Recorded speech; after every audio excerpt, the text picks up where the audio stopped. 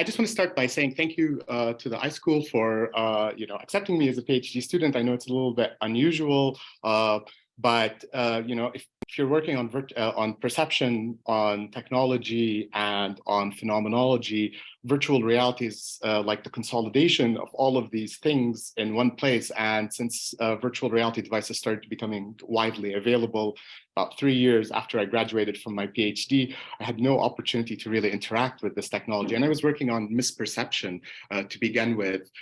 So if you compare dreams, hallucinations, and illusions, two of those phenomena, it's very hard to experiment with dreams and hallucinations. And then illusions seem like very minor phenomena by comparison to what virtual reality is capable of. So basically, I just really wanted to be able to interact with this technology more hands-on. And so this is how I ended up making this kind of tough decision.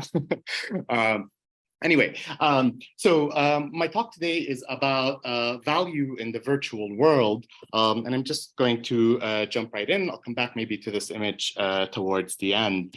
Let me tell you what the basic question is. So the question is, how do we assign value to virtual items, and in particular, virtual counterparts? And here, value, I mean like moral, aesthetic, and epistemic value, but I'm mainly going to concentrate on moral value. And I'll say a little bit more about what this question means in just a second. So let me just start with some basic definitions before I tell you how this talk is going to go. So by virtual here, I'm going to mean that something is virtual if it occurs on a computer-based medium. So this includes online, video game, operating systems, and so on. And this is a relatively thin definition and not really a definition I would stand by all the way for various reasons, but I think it'll do for the purposes of the talk. And when I'm using virtual items, I mean to include virtual objects, like an all-purpose term. It includes virtual objects, properties, events, subjects, acts, worlds, environments, and experiences, but also virtual reality. And when I talk about virtual counterparts, well, this is roughly what I mean. So, you have a cat, then you have a virtual cat. You have a folder, and then you have a virtual folder. You have a dance, and you have a virtual dance. It's such realistic graphics that it doesn't look like it's a virtual dance, but it is a virtual dance. And so for the time being, I'm going to bracket cases where a virtual item has no real counterpart. So Pikachus and Plumbuses, which are these invented things in Rick and Morty, are going to be out of the picture for the time being, but I'll come back to them towards the end, if we have time, hopefully. So here's the structure of the talk. I'm going to begin by looking at some common value claims made in the philosophical literature, but also I think in culture in general. I'm going to argue that these claims suggest a view that I'm going to call virtual value monism. I'm going to just shorten it to monism, and I'll explain what that view means in a little bit. I'm going to argue that monism can't be right. I'm going to argue that the alternative is virtual pluralism. But then if you're a pluralist, there's many varieties of pluralism that you could accept. So I'm going to defend one particular version of pluralism and basically argue that this is a good framework for assigning value to virtual items. So whenever we're thinking about what value should we give a particular a token virtual act or something, we can use this framework to assign the value to it. Okay, so let me tell you a little bit about these debates on virtual value. In fact, there's many specific debates. So there's debates about how valuable is virtual experience, how valuable is virtual friendship, how bad is virtual murder or virtual molestation, how bad is virtual theft or virtual harassment. And these questions are popping up in all sorts of places. So, when we ask, is a Zoom lecture just as good as a real lecture? That's kind of one version of this question. And so, if you look at the literature, you find 4 value theses. Let me just list out these theses. So there's the lesser value thesis, which says that virtual X's are less valuable than X's. So virtual friendship is not as valuable as friendship. There's the higher value thesis, which says that virtual X's are more valuable than X's. So you could just think it's, the virtual, there's something special about it. I'll give you examples of each of these in just a second. There's the equal value thesis, which says that virtual X's are as valuable as X's. And there's what I'm calling the sui generis value thesis, which says that virtual X's offer a distinct value from X's. When you look at the literature, you see that these theses are treated as if they're mutually exclusive. So if you accept one of them, you have to reject the rest of them. Let's look at 2 debates quickly, just to illustrate how some of these discussions go and how they treat these as mutually exclusive. So I'm going to take 2 debates, so one about virtual experience and one about virtual friendship. So here's an example of this idea that virtual experience is less valuable than experience, and this comes from Robert Nozick's Anarchy, State, and Utopia, which is a classic place in philosophy where the discussions of value in the virtual world were presented. And I have to say, in defense of Nozick, he's not really talking about the virtual. It's a political treatise, and it's just that he happens to make this claim somewhere along the way. He does defend it a little bit more explicitly in a kind of later comment that he makes, but that's not really his main target. So here's what he says. He says, what matters other than how people's experiences feel from the inside? Suppose there were an experience machine that would give you any experience that you desired. Super duper neuropsychologists could stimulate your brain so that you would think and feel like you were writing a great novel or making a friend or reading an interesting book. All the time you would be floating in a tank with electrodes attached to your brain. Should you plug into this machine for life, pre-programming your life's experiences? Here's a little picture from David Chalmers' recent book. He was in Tucson at some point, kind of illustrating the scenario.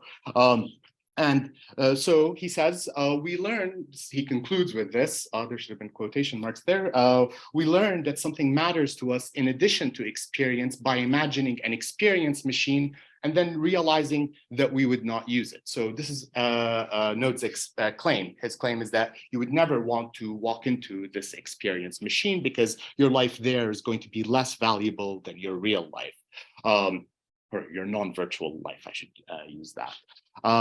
Okay, so here's the counterclaim. Virtual experiences are as valuable as experience. And although Nozick isn't talking about the virtual in specific, he has been targeted for that. And so John Cockburn and Mark Silcox in Against Brain and Vatism on the Value of Virtual Reality, they say VR should not be a mere bugaboo of alarmist philosophical and fictionalist dystopias. The reasons they have traditionally been given for given for the idea that it will rob us of some irreplaceably valuable aspect of our contact with the real world, or that it will radically undermine our epistemic capacities, are founded upon little more than prejudice and confusion. And they conclude, we think the type of axiological, so value-based brain and vatism that is presupposed by Nozick's thought experiment gets the metaphysics of virtual reality disastrously wrong. And so here, when we talk about the metaphysics of virtual reality, we just mean like, what's their nature? What are virtual worlds and what are virtual what's virtual reality? Here's another version of this, kind of juxtaposing it as you either have to accept this or you have to accept that. So this is David Chalmers in The Virtual and the Real. And he writes, we can distinguish 2 broad packages of views. A package that we can call virtual realism holds that virtual objects really exist. Events in virtual reality really take place. Experiences in virtual reality are non-illusory, and virtual experiences are as valuable as non-virtual experiences. a package that we can call virtual irrealism holds that virtual objects do not really exist, events in virtual reality don't really take place, experiences in virtual reality are illusory, and virtual experiences are less valuable than non-virtual experiences. And he says the theses in these packages go especially naturally together. In his book that just came out, Reality Plus, he says, in principle, life in virtual reality can have the same sort of value as life in non-virtual reality. So he also takes a side. His position is a little bit more subtle than that, especially in Reality Plus, but that's roughly what he thinks. He thinks that virtual worlds are just as good as the real thing. Okay, so let's look at the virtual friendship debate, which actually contains all of these value theses. So there we saw, either it's of equal value or it's of lesser value. Here we have the higher value thesis, Adam Briggle in Real Friends, How the Internet Can Foster Friendship. He says, I contend that mediated contexts, including the internet, can actually promote exceptionally strong friendships. So he thinks that your friendships online are even better than your friendships offline for various reasons. There's the lesser value thesis. So this is Barbara Froding and Martin Peterson in Why Virtual Friendship is No Genuine Friendship. They say, based on a modern reading of Aristotle's theory of friendship, we argue that virtual friendship does not qualify as genuine friendship. Here's the equal value thesis. So Nicholas John Munn, in The Reality of Friendship Within Immersive Virtual Worlds, says, we cannot any longer make a sharp distinction between the physical and the virtual world, as the characteristics of friendship are able to be developed in each. And then the sui generis value thesis. So this is William Bulow and Catherine Felix on friendship between online equals. They say there's an ongoing debate about the value of virtual friendship in contrast to previous authorships. This paper argues that virtual friendship can have independent value. So it's got its own special value. And again, these, if you look at these articles, they're kind of debating with one another. So one person makes or one group makes a claim, and then the others give it as a counterclaim. And look, it's not just philosophers. So, take the movie The Matrix. Morpheus says, you take the blue pill, the story ends, you wake up in your bed and believe whatever you want to believe. You take the red pill, you stay in Wonderland, and I show you how deep the rabbit hole goes. And that's not super explicit, but a little bit later in the discussion, there's this character Cypher who says, why or why didn't I take that blue pill? So there's this kind of question about, is it better to have stayed in the matrix or better to be outside the matrix? Is one of them less valuable than the other, but also less real, and so on? So I should point out, I'm focusing on value, but there's also questions about like whether it's illusory, and that's a perception issue, and there's a metaphysical issue about whether virtual entities are real in the first place. And I should just say this also occurs in kind of popular contexts. People will say, oh, that's not really my friend, it's just somebody I know on Facebook or something like that. I think that the way this debate is structured makes it look like there's a background assumption being made, and that's virtual monism. So the idea that only one value thesis is correct is supported by what I'm calling virtual monism. And virtual monism is the view that instances of virtual X belong to only one value salient kind in relation to X. So rather than talk about this, let's just look at an example. So it's like you're saying, instances of virtual friendship, whichever virtual friendships we look at, there's many specific virtual friendships, the one that you might have on Facebook and the one that you might have on Twitter and you might have in a video game context or something like that. They're all of the same kind, right? The same value salient kind, and that kind is less valuable than non-virtual friendship. So that's a version of virtual monism. You're just saying all these virtual X's can be lumped together into this one value salient kind, and they stand in one relationship to X's. This is kind of an example of the view, all virtual cupcakes are just less valuable than cupcakes. Without monism, you would actually think that it would be surprising that these sorts of claims can be made, because how can all virtual friendships not be as valuable as friendship unless you thought that all virtual friendships kind of belong together in some, value salient way. You would expect some diversity. You would expect people to be saying things like, oh, this virtual friendship is worthwhile, but that virtual friendship isn't worthwhile.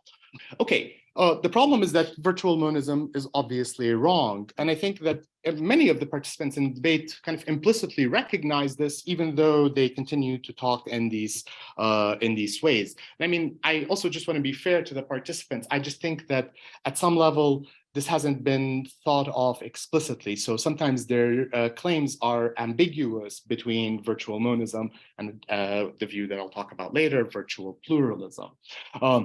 Here's the problem. The problem is that some virtual X's are X's while others are not.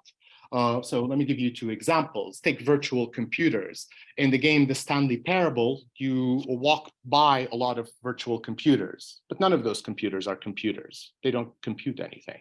You can't turn them on. You can't run anything on them. But think about an emulated computer. An emulated computer is a virtual computer, here Windows running on a Mac, but that is a computer. An emulated computer is a computer. Or take virtual currency. Bitcoin is money, but Gil, the currency they use in Final Fantasy, is not money. And it's not just about it occurring in a video game context or not. So think about a virtual conferencing tool. If it's a VR virtual conferencing tool, you might have some walls in the room that you're in, but those walls aren't real walls, even if the board is a real board, because you can write on it. So virtual monism is wrong. Clearly, some virtual X's have the same value as X, or we would be inclined to say that it's really money, whereas in other cases, we don't. So then this suggests this alternative, virtual pluralism. So virtual pluralism says that instances of virtual X belong to more than one value salient kind in relation to X. So you could have, some virtual money is as valuable as real money. Some virtual money is not as valuable as real money. I should have said this, right? But right now, the view that we should probably be thinking is there's a particular version of pluralism, which is virtual dualistic pluralism or virtual dualism, which just says these virtual X's fall into two value salient kinds. So a potential proponent of this view is Philip Bray in The Physical and Social Reality of Virtual Worlds. And I say a potential proponent because he's also not quite talking about value, although he does make some value claims. Here's what he says. He says, we want to know whether a virtual X, a virtual apple, rock, automobile, etc., can in some cases be an instance of a real X. Let's say that when a virtual X merely succeeds in imitating a real X, but is not a real X itself, it's a computer simulation. A virtual apple, for example, is a simulation of a real apple. When a virtual X instead manages to qualify as a real X, it will be called an ontological reproduction. Ontological reproductions are actual members of the class that they simulate. They share essential properties with a physical X in the real world, by which they themselves qualify as a real X. So let me just kind of parse what Bray says in what I'm calling now virtual dualism, which is a type of pluralism. He basically distinguishes these two kind of broad categories. There's ontological reproductions, and then there's computer simulations. And he distinguishes these in two parts. So first, he uses John Searle's distinctions in what is an institution. And John Searle, gives us these three distinctions, right? So there's institutional reality. Whoops. There's institutional reality, which only requires that people collectively treat an item in some way. So, part of our world is institutional. Take marriage and money. Whether something counts, whether a given event counts as a marriage or not, just depends on whether people acknowledge it as a marriage or not.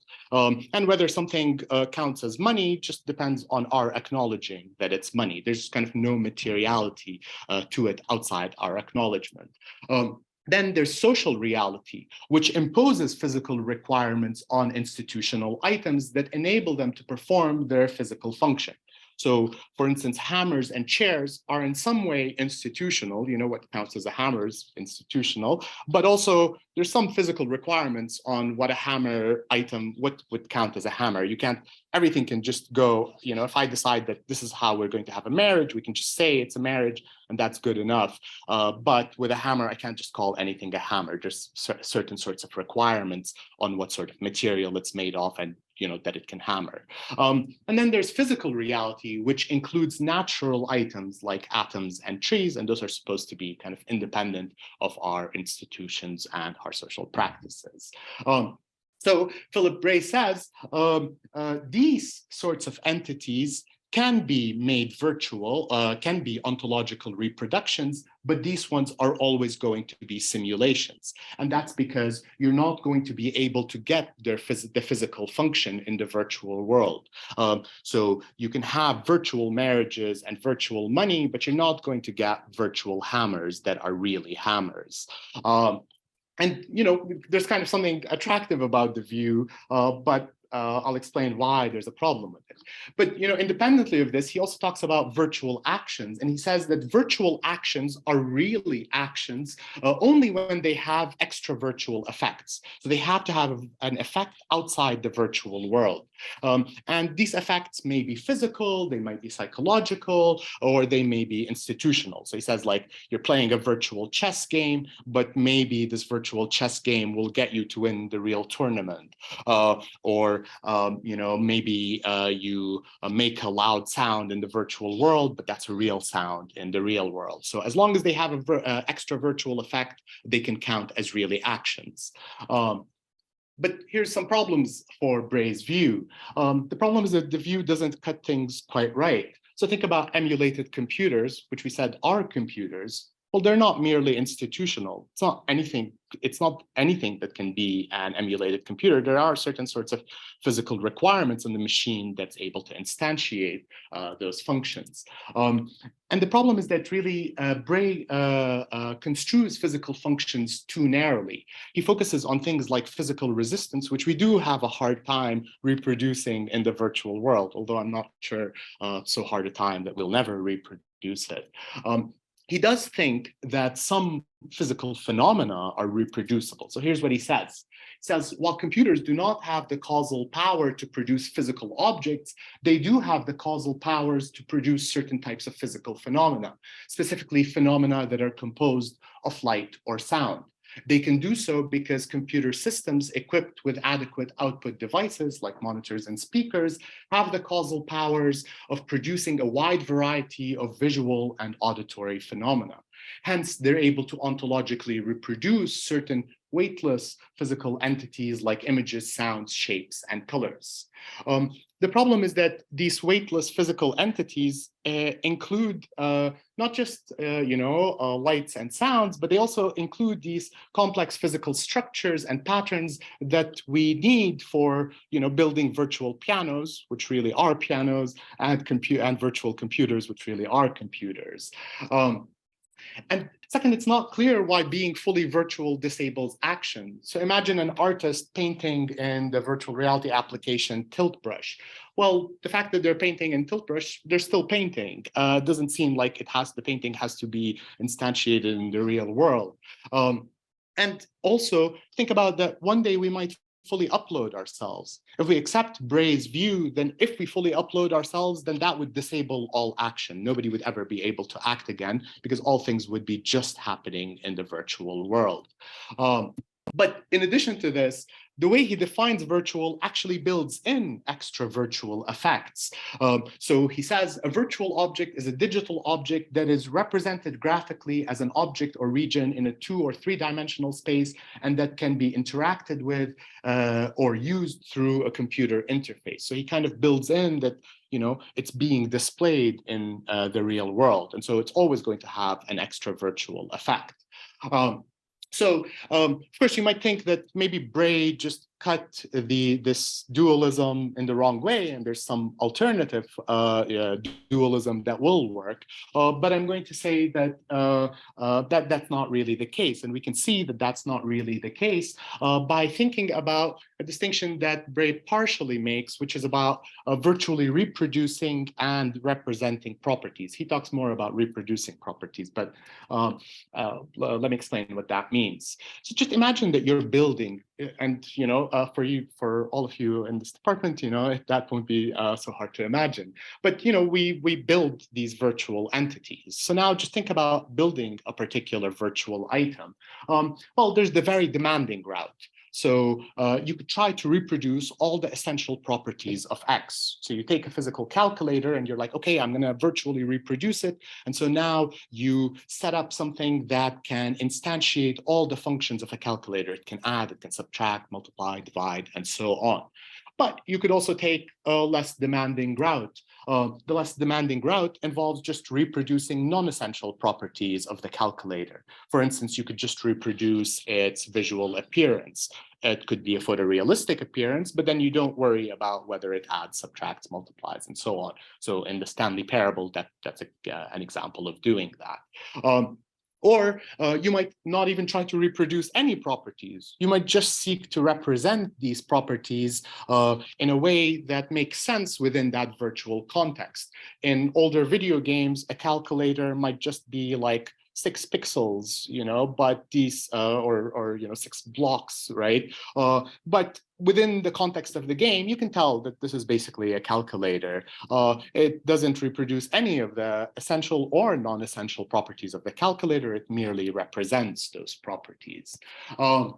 So the issue is that virtual items are really malleable. In fact, I think that's one of the attractive things about the virtual world, is that we can modify it so quickly. So because they're really malleable, they can actually fall short of reproduction, full-blown ontological, what Philip Bray called an ontological reproduction, in more than one way. And I mean, in fairness to Bray, he's really focused in his articles on these. When is it an ontological reproduction? So he just says it's either an ontological reproduction or else not. But what fits in the or else not are multiple things. So just think about some of these cases. So you can have a virtual reproduction of X, where you reproduce every essential property of X. So I take the calculator, I reproduce all of its essential properties, and then I have a virtual calculator. Or I can have a virtual simulation of X, where I reproduce some of these properties, the essential properties, but not all of them. Or I can have a virtual representation of X, where I reproduce non-essential properties only, or merely represent these properties, but I do it for all the properties. And I mean, I'm going to motivate this in just a second. But you could also think of this, invented category that you made up, right? Virtual simulacra of X, where you're reproducing non-essential properties or representing properties, but you're doing it for some, but not all of these properties. So then you have, these are counterparts to one another. This is the full version. This is the less than full version. There's the full version here. There's the less than full version here. But now if you think of these four, well, each of them can be assigned different values. And in fact, we can use this as a framework for assigning values. So for any token virtual item, so here we're just looking at one instance of a particular, one instance of virtual friendship. So we can ask, does it virtually reproduce essential properties of the non-virtual original? And if so, which of these? And we can ask, does it virtually represent properties of the non-virtual original? And if so, which? And this gives us 4 value profiles for a given token virtual item. It can be a particular virtual friendship or a particular virtual calculator can be as valuable as a reproduction of a calculator, or it can be as valuable as a partial reproduction of a calculator, so what I'm calling a simulation. Or it can be as valuable as a full-blown representation of one. or it can be as valuable as a partial representation of one, or a simulacra. So just to give you some examples, think about these cases. So the virtual calculator on your phone is a reproduction of a calculator. And so it's got, we would ascribe to it the same sorts of values. If a student walked in with a calculator to a test where you're not allowed to use calculators, you would just say they were cheating. But if they walked in with the virtual calculator, you would also say that they were cheating. You can have partial reproductions or simulations, and virtual reality is a good example of that, because in virtual reality, some things are reproduced. For instance, you can virtually turn around by turning around, or virtually duck by ducking, but you don't virtually walk by walking. Most of the time, you usually use an analog stick. So there, you're not really reproducing walking. And then it can be as valuable as a representation. And here, like, a representation is supposed to be, you're representing all the properties. And it's difficult to kind of come up with an example where you're using a full-blown representation. But I thought maybe one example is like a data frame where you take the properties of one entity and then you just list them all out. And so that's a full representation of that entity. It's a virtual representation. And then these virtual simulacra, well, those are particularly kind of prevalent in, say, older video games. In Grand Theft Auto, you have these virtual murders, but very often these are virtual simulacra of murders. There's like little bloody splotches, and those are supposed to be like dead people, but you're just representing these things. And I just want to point out that, so why am I distinguishing these simulations and simulacra from their complete counterparts? And this is because they raise a distinctive value problem. And this is the problem of selectivity. So they select some properties to reproduce or some properties to represent, but not others. And this can raise particular moral issues. So think about, a video game might be sexist, not because it doesn't, the women that it has in it are not features of any real women. It's just that it includes some, features of women, but excludes other features. Similarly, a game could be racist if it includes some skin colors, but not others. So this idea of selecting properties to reproduce or represent raises distinctive value issues. And of course, I just want to point out that in the end, right, we can value things as we like. So we could just say, that this virtual murder, even if it kills someone, is not as bad as real murder. We might think that virtual things are particularly great because they're artificial. Or you could think that they're particularly not good because they're artificial. The response I'm giving only tells us what we're valuing, right? So I'm saying, whatever value you ascribe to it, the question is, what are you ascribing value to? Is it a reproduction of something? Is it a simulation of something? And so on.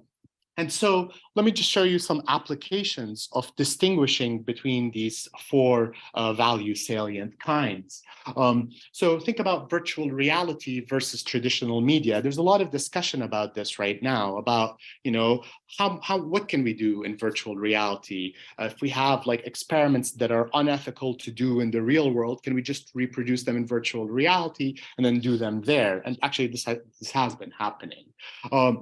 Well, one way to distinguish these cases is to say that actually what's interesting about virtual reality is that it allows us to reproduce more of the essential properties of non-virtual items. In a normal video game, you can duck only representationally by pressing the X button or whatever. But in a virtual reality, you can duck by ducking, right? And what's really interesting about it is that the transition from these virtual contexts, like the context of video games, to virtual reality is gradual. So at some point, we're just representing things from the non-virtual world, and then at another moment, we end up reproducing these things. And I think that makes it kind of particularly dangerous. Right now, there's a lot of first-person shooters in video games. So now you're sending them over to VR, but you're trying to make them more and more realistic. What if you make it so realistic that now it has the same psychological impact on a person as really committing a murder? Now you've reproduced the essential properties, the essential psychological properties of that event. Before, you were merely representing them, and now you're not. If we're not paying attention to this difference, we can end up doing things that are kind of morally questionable. And it's worth looking at Ramirez and Laberge's discussion of perspectival fidelity and contextualism, which they think is what distinguishes virtual reality from more traditional media. But you could also, use this to distinguish, something like video games from movies. One of the things about video games is that they're an art form which allows you to reproduce agency in the virtual world. CG animation doesn't allow you to reproduce agency in the virtual world. It only represents agency by, having you follow a main character or something like that. But in the game, you actually act. Then take a look at virtual friendship, right? We can now ask, well, for a given virtual friendship, what properties is it reproducing of friendship, and what properties of friendship is it representing? Think about like the friendship in the game The Sims. Your Sims can become friends, but nobody would think that friendship is a real friendship or as valuable as one. But there's kind of more difficult cases. Think about Facebook friendships or in specific Facebook likes. So you could think that actually Facebook likes, are they reproducing liking, or are they just representing liking? And actually, there's selectivity, because typically when you respond to another person, you can respond with all the nuance of many possible reactions, but Facebook reduces them to 5 or 6, responses. So there's kind of questions about, how substantial is that friendship? Munn, in one of the articles that I talked about earlier, he's saying that in massively multiplayer online role-playing games, that's where you can get real virtual friendship, because there you can engage in activities together, whereas in regular virtual friendships, like on Facebook, you can't really engage in activities together. But also think about some of the literature that's coming out now, which is saying that although the world is many of us are virtually socially connected, many people feel more isolated and more alienated than before. Well, one explanation of this is that if the media that we're using to build our virtual friendships are only representing features of friendship, then of course they're not going to hit the spot, right? You're having something that's not quite what you would have in the real world.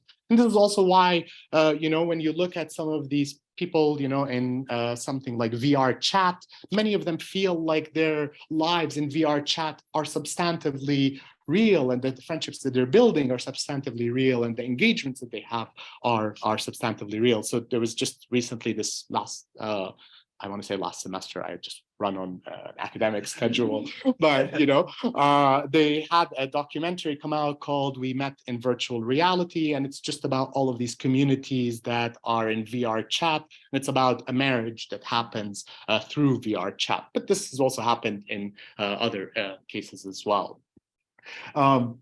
And so I'm going to talk about one more case. So there's this dilemma in philosophy called the gamer's dilemma. And the gamer's dilemma tries to push us into one of two seemingly unpleasant conclusions. So it starts with this claim that virtual murder in video games is morally permissible. Most people think that it's okay for you to kill in a video game. And typically when you ask them why, they say, well, nobody is really harmed by this. The problem that Morgan Luck, who introduces this dilemma, highlights is that justification is also going to work for virtual pedophilia in video games. So if you have a game where you're just running around, doing things to little children, most of us think that that's not morally permissible, but it looks like the same justification should hold for it as holds for virtual murder. No children are harmed. There's no children at all in this context. So why should we have these differing attitudes towards these two acts? And so the third premise of this, or that's going to force us into the dilemma, is that there's no morally relevant differences between virtual murder and virtual child molestations with respect to their permissibility. But now, if you think about this dilemma can't apply across the board. Because if you have virtual reproductions of murder, we don't think that that's morally permissible. Recently, the founder of, or one of the founders of Palmer Luckey, who initiated the Oculus Rift, built a VR device that will kill you, if you die in the game. Yeah. So that's, we don't think that that's permissible. So then there's a question about what's the scope of this dilemma. We don't think it applies for reproductions. If we think it's about representations, then it actually has very wide scope because it applies to any representational instances whatsoever, whether they're in movies or otherwise. If you think it's about simulations, then it's going to be distinctive to, for instance, video games or places where you might reproduce agency rather than merely represent it. So in addition to this, right, there's virtual hybrids. So if you just, I've been talking about these virtual counterparts, but now imagine we broaden this to virtual items altogether. Well, you can, kind of mix and match some of these things, reproductions, representations, and so on. So here's three types of hybrids. You can reproduce some properties, but represent others. So video games are a good example of that. They reproduce some features, but they represent many others. Another sort of hybrid is to reproduce and represent features of more than one item. So, operating systems on contemporary phones can perform many functions. They have a calendar, they have a calculator, they allow you to call, send messages, and so on. There's also hybrids that reproduce and reproduce or represent, but also they innovate properties. So they just introduce new properties into a sort of activity that we have. So think about Twitter and Snapchat. They're forms of like virtual dialogue, but they also allow you to do things that aren't normal in normal conversational contexts, like, oh, you can view the video once and then it goes away, or under certain conditions, you can view it twice in Snapchat, or you can have, sparkly things or look like a cat or whatever.